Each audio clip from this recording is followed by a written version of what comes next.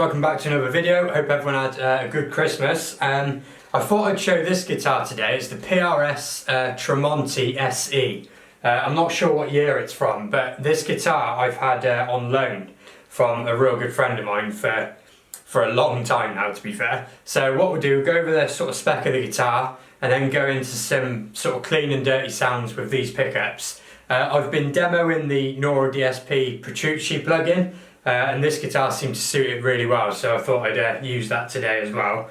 And then once we've done that, we'll come back and I'll tell you sort of what I think of how I get on with PRSs and what I think of them and all that sort of thing. So spec wise, if I come a bit closer, you got this spalted maple top, and I have heard of these sort of cracking where it's spalted, but there's so much lacquer on here, it's never going to crack, but it does look pretty cool. And then you've got a rosewood neck just here as well, and the same spalted maple veneer with the Tremonti SE just there. And go on to the back, you've got the PRS machine heads. They're pretty good, to be fair. You've got this 3-piece maple neck and a mahogany back as well. Controls wise, it's obviously quite sort of Les Paul-y, except for the 2 volumes and 2 tones are in a different place, so I always get them mixed up because I play a Les Paul more than this. And then you've got your 3-way switch.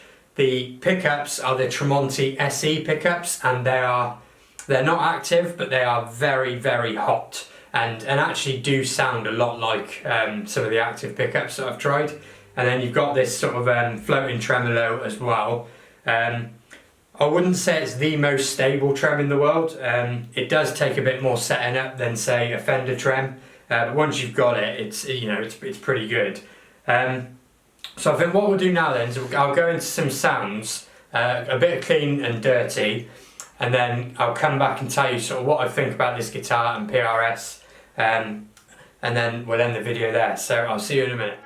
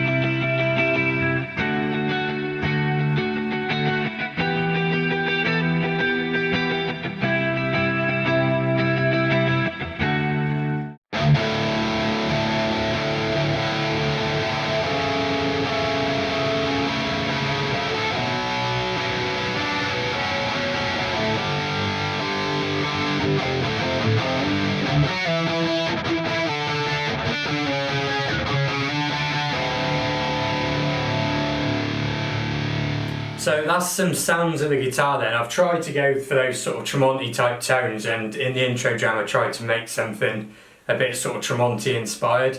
In fairness, Mark Tremonti isn't someone who I've listed as, one of my sort of guitar idols or whatever, guitar heroes. But growing up, long before I ever went near a guitar, to be fair, I had dozens and dozens of albums of alternative rock like, Alter Bridge, Creed, Radiohead, just so many of those type of bands. It really was my sort of bread and butter growing up. So I just thought this guitar kind of does those tones really well. And if you are a Mark Tremonti fan and you're looking at these guitars, I'm not sure what the modern equivalent is, but these pickups absolutely do that very high gain and very sort of piano-like crystallized clean very, very well. It's the 2 jobs they do the best.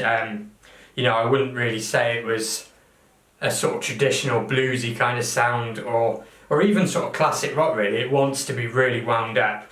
As for the person who I've borrowed this off, he actually has a sort of collection of PRSs, most of them signature SEs from sort of before 2015, so he's got the Paul Allender, a load of others as well.